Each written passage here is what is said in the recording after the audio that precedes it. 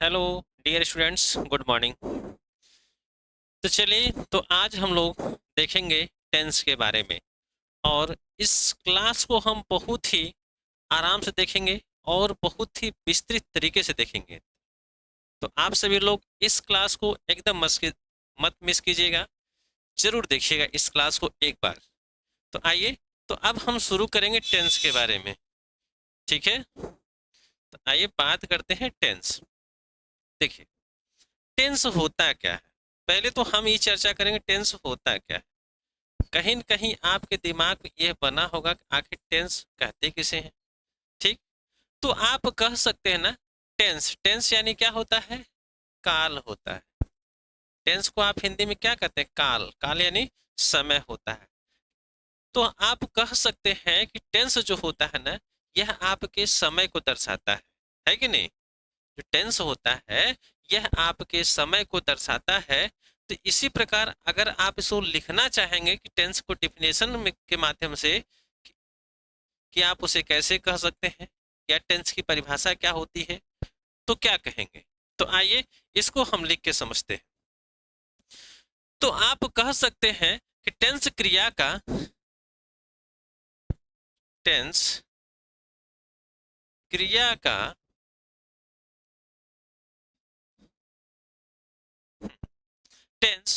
क्रिया का वह रूप है। टेंस क्रिया का वह रूप है। एक मिनट, हाँ। टेंस क्रिया का वह रूप है या रूप है या होता है। क्या होता है, जो किसी कार्य के जो किसी कार्य के जो किसी कार्य के समय को दर्शाता है। समय को दर्शाता है। ठीक है, ये क्या करता है कि जो कार्य होता है, कार्य हमारा कब होता है, ठीक है, या किस समय होता है, तो उस समय को ही रिप्रेजेंट करता है। बात क्लियर है यहाँ तक। ठीक है, या आप इसे कह सकते हैं कि यह यह कार्य वर्तमान यह कार्य वर्तमान भूतकाल या भविष्य में होता है। क्या बाबू,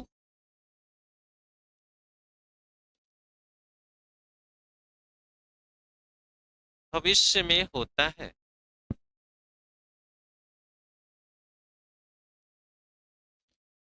भविष्य में होता है। अब आपको देखने से ही पता चल गया होगा कि हम क्या कहना चाहते हैं या टेंस आप किसे कहते हैं। तो आप कह सकते हैं कि टेंस क्रिया का वह रूप है जो किसी कार्य के समय को दर्शाता है कि यह कार्य वर्तमान वर्तमान काल, भूतकाल या भविष्य में होता है। बात यहाँ तक क्लियर हुआ। अगर इतनी सी बात क्लियर हो गया कि टेंस की डिफिनेशन अगर क्लियर हो गया है बाबू, तो आइए हम समझते हैं कि काइंड्स ऑफ टेंस की बात करेंगे। किसकी बात करेंगे, काइंड्स ऑफ टेंस की बात करेंगे। ठीक है, या आप कह सकते हैं टाइप ऑफ टेंस की बात कर देंगे। टाइप ऑफ टेंस यानी कि टेंस के प्रकार। तो टेंस के प्रकार जो होते हैं, वह मुख्य रूप से कहे गए हैं ना, 3 प्रकार के होते हैं। कौन कौन होते हैं, तो आइए हम देखते हैं नंबर एक करके। नंबर एक आपका होता है बाबू ना, प्रेजेंट टेंस। कौन टेंस होता है, तो आप कहेंगे प्रेजेंट टेंस होता है। और नंबर 2 क्या होता है, आपका पास्ट टेंस होता है। नंबर 2 पास्ट टेंस होता है। नंबर 3 आपका होता है फ्यूचर टेंस होता है। ठीक है, अगर हम इसकी हिंदी की बात कर दें कि प्रेजेंट टेंस को आप हिंदी में कहते हैं ना, वर्तमान काल कहते हैं। क्या बाबू? वर्तमान काल आप इसे कहते हैं। पास्ट टेंस की अगर हम बात कर दें, इसे आप कहते हैं भूतकाल। क्या कहते हैं? भूतकाल कहते हैं, या फिर इसी को बीता हुआ कल कहते हैं। बीता हुआ कल। फ्यूचर टेंस के मतलब होता है, इसी को आप कहते हैं ना भविष्य काल या भविष्यत काल के नाम से जानते हैं, है ना।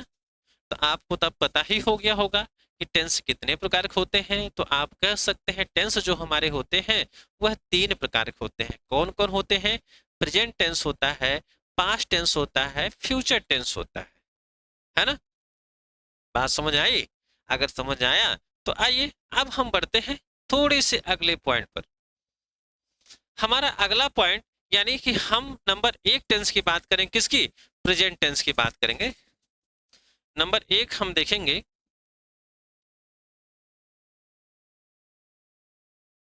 प्रेजेंट टेंस, या आप कह सकते हैं ना type of present tense. Present tense के प्रकार। तो प्रेजेंट टेंस के कितने प्रकार होते हैं? प्रेजेंट टेंस के कितने प्रकार होते हैं? तो आप कहेंगे कि प्रेजेंट टेंस के 4 प्रकार होते हैं। कौन कौन? तो आइए पुनः उसको देखते हैं। नंबर 1 हमारा होता है कि प्रेजेंट इंडिफिनिट टेंस।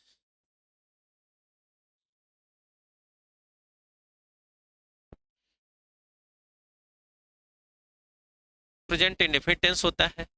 नंबर 2 आपका होता है प्रेजेंट कंटीन्यूअस टेंस।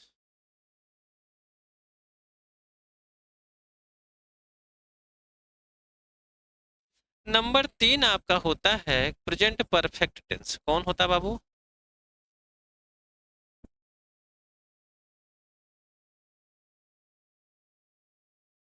नंबर ही हम 4 की बात कर देंगे तो आपका होता है कि present perfect continuous tense. Present perfect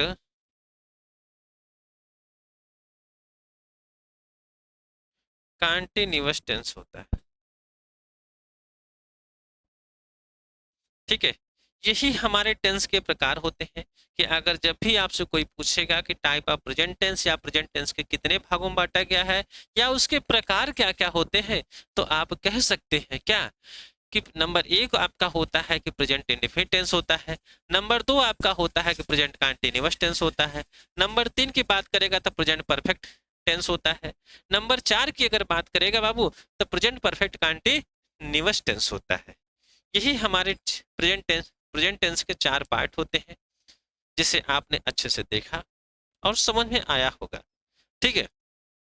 तो अब कहीं न कहीं यह बात आती है, यह कहीं न कहीं यह बात आती है, आपके दिमाग में आती होगी, हमने इतनी बात तो सीख लिया है, अब इसके आगे हम लोग कैसे करेंगे? क्या टेंस जानने ही से मेरा सब कुछ सॉल्व हो जाएगा? तो आप कहेंगे कि नहीं, टेंस जानकर के ये सभी चीजें सॉल्व नहीं होगा। हमने तभी काइंड्स इसके देखे, काइंड्स ऑफ टेंस या टाइप ऑफ टेंस, तो हम लोगों ने इतनी बारी चर्चा किया इसके बारे में। अब हम हर एक टेंस को विस्तार से देखेंगे, स्टेप बाय स्टेप समझते हुए चलेंगे। अगर यह क्लास आप सब पूरी तरीके से देख लेंगे तो टेंस में हमें उम्मीद करते हैं कि आप 99% आप कहीं गलती नहीं करेंगे। तो इसलिए आप सभी लोग क्लास में लास्ट तक बने रहिएगा। तो चलिए देखते हैं नंबर 1। जो नंबर 1 हमारा बाबू टेंस है, कौन टेंस है? जिसका नाम अभी आपने देखा था कि प्रेजेंट इनडिफिनिट टेंस।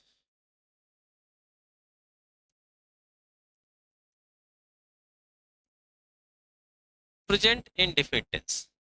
तो अब हम इसको बनाएंगे कैसे, है ना।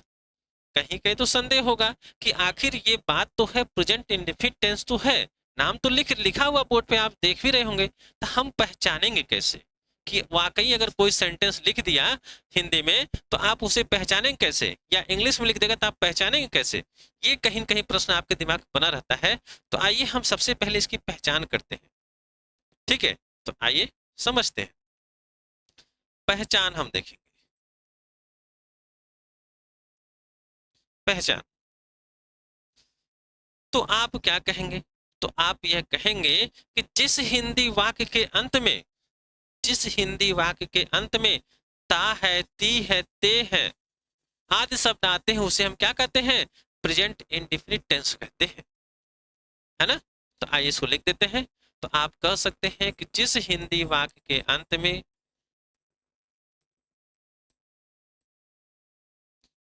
जिस हिंदी वाक्य के अंत में ता है, ती है, ते है आदि शब्द आते हैं, आदि शब्द आते हैं, उसे आप क्या कहते हैं? प्रेजेंट इंडेफिनिट टेंस कहते हैं। ठीक है, अब ही हम थोड़ी सी एक पॉइंट आपको नोट करके बता देते हैं। नोट यहां करके लिखिएगा। जो प्रेजेंट इंडेफिनिट टेंस हमारा होता है ना, प्रेजेंट इंडेफिनिट टेंस, यह आपके आदत को दर्शाता है। क्या करता है? यह आपके आदत को दर्शाता है। यह आदत को दर्शाता है।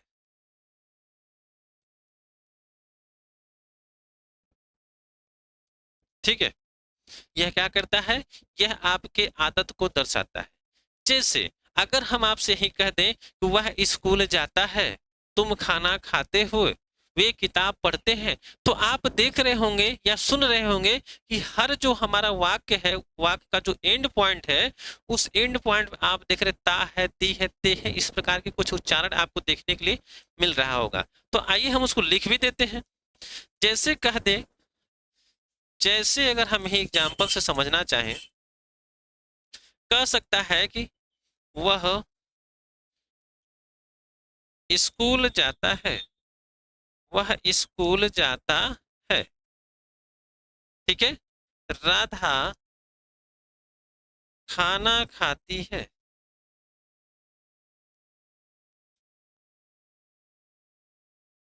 ठीक है, तो आप देख रहे होंगे कि यह जो सेंटेंस लिखा है कि वह स्कूल जाता है, यहाँ आप देख रहे ता है मिला है कि नहीं वाक्य के अंत में। तो आपको यह देखने से ही पता चल गया होगा कि यह आपका प्रेजेंट इंडेफिनिट टेंस का सेंटेंस है। क्यों? क्योंकि अभी आपने देखा था कि इसकी पहचान हम देखे थे कि जिस हिंदी वाक्य के अंत में ता है, ती है, ते हैं आदि शब्द आते हैं उसे क्या कहते हैं? प्रेजेंट इंडेफिनिट टेंस कहते हैं। जैसे आपने देखा कि वह स्कूल जाता है, तो यहाँ देख रहे ता है मिल गया। उसी प्रकार की राधा खाना खाती है, तो यहाँ आप देख रहे ती है मिल गया। तो ऐसा ये क्या हो गया? तो आप कहेंगे ये जो हमारा सेंटेंस हो गया प्रेजेंट इंडेफिनिट टेंस का सेंटेंस हो गया। ठीक है, आइए तो अब हम लोग नेक्स्ट पॉइंट पर बढ़ते हैं। जैसे किसी भी सेंटेंस में देखिए सब्जेक्ट होता है, ऑब्जेक्ट भी होता है और वर्ब भी होती है ना? तो सब्जेक्ट को देखिए दो पार्ट में बांटा गया है। नंबर एक बात आती है सिंगुलर सब्जेक्ट होता है, नंबर दो हमारा क्या होता है? प्लूरल सब्जेक्ट होता है, जिसे आप बहुवचन कहते हैं। ठीक है, तो आइए तो हम पहले सब्जेक्ट की चर्चा कर लेंगे, इसके बाद हम उसके रूल्स पर चलेंगे। देखिए हमने आपको शुरू में कहा था कि क्लास को इतना बेसिक तरीके से बताएंगे ना कि टेंस में आप जीवन में गलती नहीं करेंगे। आज की बात तो छोड़िए, जीवन में गलती आप नहीं करेंगे, ये हम आपको 100% आपको यकीन दिलाते हैं। बस क्लास में लास्ट तक बने रहिएगा। आइए तो अब हम बात करते हैं बाबू ना सब्जेक्ट की। ठीक है, सब्जेक्ट, देखिए सब्जेक्ट को ना दो पार्ट में बांटा गया है। पार्ट में बांटने का मतलब क्या है? सब्जेक्ट और प्रेडिकेट, उस सेंटेंस को बांटा जाता है। लेकिन सब्जेक्ट को देखिए हम लोग कह सकते हैं सब्जेक्ट को दो तरीके से देखा जा सकता है या उसको बांटा गया है। नंबर एक हमारा होता है बाबू ना सिंगुलर सब्जेक्ट होता है। क्या होता है? सिंगुलर सब्जेक्ट होता है, जिसे आप कहते हैं ना कि एक वचन कर्ता कहते हैं। क्या कहते हैं? एक वचन कह कर्ता कहते हैं। उसी प्रकार दूसरा जो हमारा होता है ना, ये प्लूरल सब्जेक्ट होता है, जिसे आप कहते हैं कि बहुवचन कर्ता कहते हैं। क्या कहते हैं? बहुवचन कर्ता के नाम से जानते हैं। अब बात आती है कि एक वचन कर्ता कौन होता है? एक वचन कर्ता जो इंग्लिश में मिलेगा, आपको देखने के लिए मिलेगा ना, वह आपको मिलेगा ही, सी, सी, इट, और किसी का नाम आपको देखने के लिए मिलेगा। ये जो आप वर्ड देख रहे हैं ना, यह आपको सिंगुलर सब्जेक्ट के साथ मिलेगा। ठीक, उसी प्रकार अगर यही हम बात करेंगे प्लूरल सब्जेक्ट जो हमारा होता है ना, वह आपको मिलेगा आई, बी, यू, दे। ठीक है, और मिल सकता है आपको हो कि राम एंड श्याम। ये जो सेंटेंस आप देख रहे हैं कि राम और श्याम, राम एंड श्याम क्या है? ये दो लोग हो गए। जहां एक के अलावा दूसरा कोई व्यक्ति इन्वॉल्व हो जाता है, वही क्या होता है? आपका प्लूरल सब्जेक्ट के नाम से हो जाता है। ठीक है, इतनी बात समझ आ गया होगा। तो अब हम चलते हैं अपने टेंस के अकॉर्डिंग, यानी कि प्रेजेंट इंडेफिनिट टेंस का जो सेंटेंस हम लोग देखे थे, उस टेंस के अकॉर्डिंग अब हम पढ़ेंगे कि जब सब्जेक्ट सिंगुलर होता है तब हम क्या रूल्स होता है, और जब सब्जेक्ट प्लूरल्स होता है तब उसका रूल्स क्या होता है ना।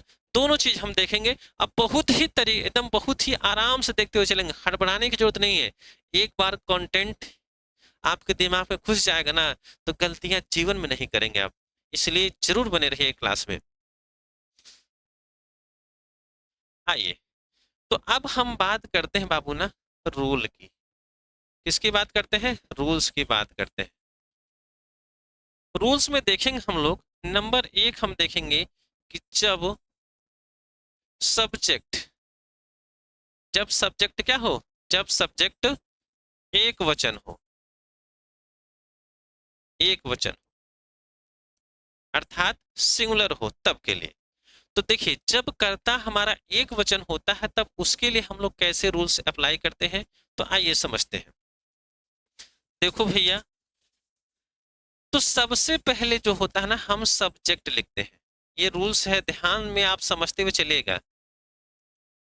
सबसे पहले हम सब्जेक्ट लिखते हैं, फिर इसके तुरंत बाद हम लोग मेन वर्ब का फर्स्ट फॉर्म लिख देते हैं, प्लस इसी में हम लोग यस या ईएस को ऐड कर देते हैं, और लास्ट में हमारा क्या होता है? ऑब्जेक्ट हम लिख देते हैं। अब फिर यहाँ लास्ट आप देखिएगा, लास्ट पॉइंट हम फुल स्टॉप लगाना एकदम नहीं भूलेंगे। यानी रूल्स आपके सामने निकल के आ गया, पहले सब्जेक्ट प्लस मेन वर्ब का फर्स्ट फॉर्म, उसमें यस या ईएस को ऐड करते हैं, प्लस ऑब्जेक्ट होता है। ठीक, तो हम सेंटेंस देख लेते हैं। जैसे अगर ही हम कह दें कि वह स्कूल जाता है, वह स्कूल जाता है। ठीक है, तो अब मेरी बात को ध्यान समझिएगा कि वह स्कूल जाता है, तो इसमें सब्जेक्ट कौन है, कौन मेन वर्ब है, कौन ऑब्जेक्ट है कि नहीं? तो देखिए, जिसके द्वारा सेंटेंस में कार्य किया जाता है वही क्या कहलाता है? आपका सब्जेक्ट कहलाता है। जैसे सपोज कीजिए, अगर सब्जेक्ट को पहचानना ही है ना, अगर सब्जेक्ट को पहचानना है तो आपको एक ट्रिक बता देते हैं। कौन सा ट्रिक? तो आप अपने आप से प्रश्न कीजिएगा। कौन सा? कौन लगा करके, किसी भी सेंटेंस में अगर कर्ता को पहचानना है तो आप कौन लगा करके प्रश्न कीजिएगा। जैसे यहाँ आप देख रहे हैं कि वह स्कूल जाता है, तो अपने आप से प्रश्न कीजिए कौन स्कूल जाता है, कौन स्कूल जाता है, तो आपके सामने निखर के आएगा ना, वह निकल के आएगा। तो वह शब्द जो मिल गया ना, वह क्या हो जाएगा? आपका सब्जेक्ट हो गया। वह के द्वारा कौन सा कार्य हो रहा है? तो आप कहेंगे जाने का कार्य हो रहा है, तो जाना क्या हो जाएगा? मेन वर्ब हो जाएगा, यानी वर्ब हो जाएगी आपकी। कहाँ जा रहा है? स्कूल जा रहा है, तो ये ऑब्जेक्ट हो जाएगा। तो आप इसका ट्रांसलेट करेंगे तो सबसे पहले वह की इंग्लिश यहाँ ही होगा। क्यों? क्योंकि देखिए, ही जो शब्द होता है यह आपके मैस्कुलिन जेंडर के साथ लगाया जाता है, लेकिन जो सी होता है वह फेमिनिन जेंडर के साथ लगाया जाता है। यानी जब वह पुरुष शब्द का बोध कराएगा तो वहाँ ही शब्द आएगा, लेकिन अगर वह स्त्रीलिंग का बोध कराएगा तो वहाँ हम लोग सी का यूज करते हैं। ठीक है, तो आइए, तो ही के बाद आप देख रहे हैं मेन वर्ब का फर्स्ट फॉर्म, तो कौन सा काम हो रहा? जाने का, को। इसमें यस या ईएस लगेगा, तो देखिए यहाँ लास्ट लेटर ओ है ना, तो हम इसमें ईएस लगा देंगे, तो क्या होगा? गोज टू स्कूल हो जाएगा। ठीक है, अगला सेंटेंस देखते हैं। जैसे यही आपसे कह दे कि राधा खाना खाती है, राधा खाना खाती है, ठीक है। तो इसका ट्रांसलेशन क्या होगा? तो आप कहेंगे सब्जेक्ट राधा है, तो आप लिखेंगे राधा कौन सा कार्य कर रही है? खाने का काम कर रही है। तो खाने के लिए होता है ईट। तो देखिए लास्ट लेटर कॉन्सोनेंट, इसमें यस लगा दे, ईट्स हो गया। क्या खा रही है? तो फूड खा रही है। तो आप कहेंगे राधा ईट्स फूड हो जाएगा, ठीक है। और एग्जाम्पल देखेंगे, यही देख लेते हैं। जैसे अगर हम आपसे कह दें कि मोहन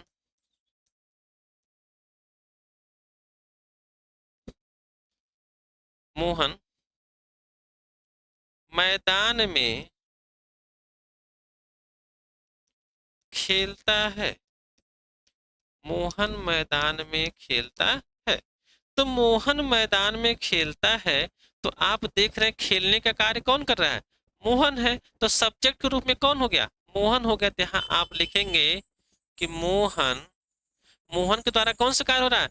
खेलने का कार्य हो रहा है ना। तो खेलने के लिए होता है प्ले, ठीक है। इसमें यस लगाएंगे, ठीक है, क्योंकि हो जाएगा प्लेज। मोहन प्लेज कहाँ खेल रहा है? इन द फील्ड आप कह सकते हैं, या ग्राउंड कह सकते हैं। Mohan plays in the field, ठीक है। उसी प्रकार बाबू अगर हम आपसे कह दें, एक सेंटेंस और प्रैक्टिस कराएंगे।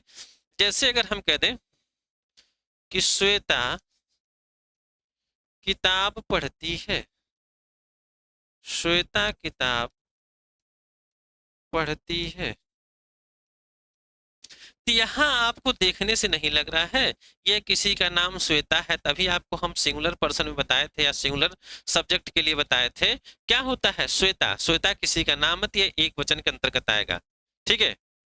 तो सबसे पहले हम लिखेंगे श्वेता की इंग्लिश लिखेंगे श्वेता। श्वेता के द्वारा कौन सा काम हो रहा? पढ़ने का। तो ये आपका वर्ब हो जाएगा। तो श्वेता रीड्स हो जाएगा। किसको पढ़ रही है? तो आप कहेंगे बुक को पढ़ रही है। तो श्वेता रीड्स बुक हो जाएगा, है ना। बात तो समझ आ गया? अगर इतनी सी बात समझ आ गया, तो अब हम बात करते हैं। अब हम बात करेंगे कि जब कर्ता, नंबर 2 सेंटेंस की बात करेंगे कि जब कर्ता बहुवचन हो। क्या है बाबू? जब कर्ता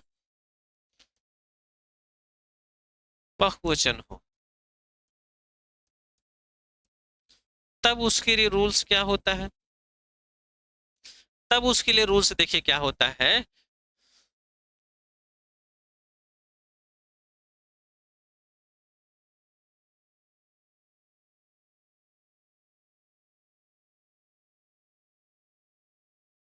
तब रूल्स क्या होता है कि सबसे पहले हम लिखते हैं सब्जेक्ट, फिर हम लोग मेन वर्ब का फर्स्ट फॉर्म यूज करते हैं, लास्ट में ऑब्जेक्ट लिख देते हैं। फुल स्टॉप तो लगाना एकदम मत भूलिएगा, ठीक है। जब हमारा सब्जेक्ट बहुवचन होता है तो उसके मेन वर्ब में हम लोग यस या यस को नहीं ऐड करते हैं, ठीक है। बस इतना ही अंतर होता है, बाकी कुछ नहीं करना होता है। आगे चला जाए, आइए कुछ एग्जाम्पल देख लेते हैं। जैसे अगर हम कह दें वे गाना गाते हैं, वे गाना गाते हैं, तो आप इसे कैसे ट्रांसलेट करेंगे? वे गाना गाते हैं, तो गाना गाने का कार्य कौन कर रहा है? वे करते, वे कर रहा है, ठीक है।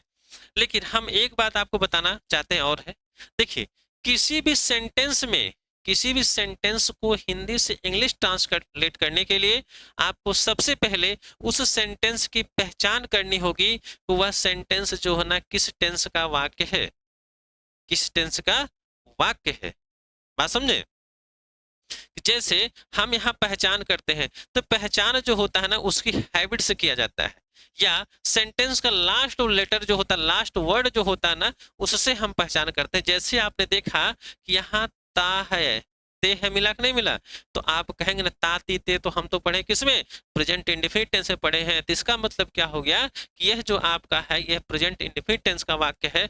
जब इतनी बात जब पहचान होगा तो उसके बाद अगला स्टेप जो हमारा होगा ना, तो हम पहचान करेंगे सब्जेक्ट का, कि सब्जेक्ट हमारा सिंगुलर है कि प्लूरल से। तो यहाँ देख रहे हैं वे है, वे हम लोग पढ़े थे किसमें? प्लूरल समेत, यानी ये बहुवचन करता है। तो बहुवचन करता है तो सबसे पहले अंग्रेजी लिखेगा सब्जेक्ट की, यानी वे की इंग्लिश क्या होता है, तो आप कहेंगे दे होता है। कौन सा कार्य हो रहा है, गाने का, तो गाने की इंग्लिश क्या होता है, सिंग होता है। क्या गा रहा है, सॉन्ग गा रहा है। तो आप कह सकते हैं दे सिंग अ सॉन्ग हो जाएगा, ठीक है। उसी प्रकार हम दूसरे सेंटेंस की बात करते हैं कि तुम नदी में तैरते हो, तुम नदी में तैरते हो। तो तुम नदी में तैरते हो, तो आप देख रहे हैं यहाँ ता हो मिल गया कि नहीं मिल गया, ते हो। तो कैसा सेंटेंस, प्रेजेंट इंडेफिनिट। सब्जेक्ट पे चलते हैं, सब्जेक्ट तुम है, तुम क्या होता है, बहुवचन होता है, तो तुम की अंग्रेजी होता है यू। कौन सा काम हो रहा है, स्विम, यानी तैरने का काम हो रहा है। यू स्विम कहाँ में, इन द क्या, रिवर। तो आप कह सकते हैं you swim in the river हो जाएगा। उसी प्रकार हम यहाँ एक आध एग्जाम्पल और करेंगे। जैसे अगर हम आपसे कह दें अध्यापक नहीं, हाँ, जैसे हम कह दें कि हम किताब पढ़ते हैं, हम किताब पढ़ते हैं, ठीक है। तो आप यहाँ देख पा रहे होंगे कि हम किताब पढ़ते हैं, ता है मिल गया कि नहीं मिल गया है, ते है मिला ना, प्रेजेंट इंडेफिनिट। तो हम सब्जेक्ट है, हम की इंग्लिश होता है वी। कौन से का रहा, पढ़ने का, तो रीड, वी रीड बुक, ठीक है। उसी प्रकार हम कह दें कि मैं तुम्हें पढ़ाता हूँ, मैं तुम्हें पढ़ाता हूँ, है ना। तो इसका ट्रांसलेट क्या होगा, तो मैं की इंग्लिश होता आई। कौन सा काम हो रहा, पढ़ाने का, पढ़ाने के इंग्लिश क्या होता है बाबू, तो आप कहेंगे टीच, तो आई टीच यू, ठीक है। अब तो मेरे ख्याल से यह बातें क्लियर हो गई होंगी, है ना। जब इतनी सी बात क्लियर हो गई है तो बस, तो आज के दिन इतना ही पढ़ाएंगे, ज्यादा देरी तक नहीं पढ़ाएंगे क्लास को, ठीक है। फिर हम लोग अगली क्लास में लेंगे, नेगेटिव शुरू करेंगे। इसके जो टाइप होते हैं, नेगेटिव, इंट्रोगेटिव, इंट्रोगेटिव नेगेटिव, ठीक है, जिसे आप कहते हैं यस या नो टाइप कहते हैं, QW टाइप। इन सभी चीजों को हम लोग देखेंगे, हर एक स्टेप स्टेप वाइज देखेंगे, ताकि आपको बहुत ही बेसिक तरीके से पढ़ा सके। अगर क्लास पसंद आई होगी तो आप सभी लोग चैनल को सब्सक्राइब जरूर कीजिएगा, वीडियो को शेयर कीजिए। तब तक के लिए आप सभी को जय हिंद, जय भारत।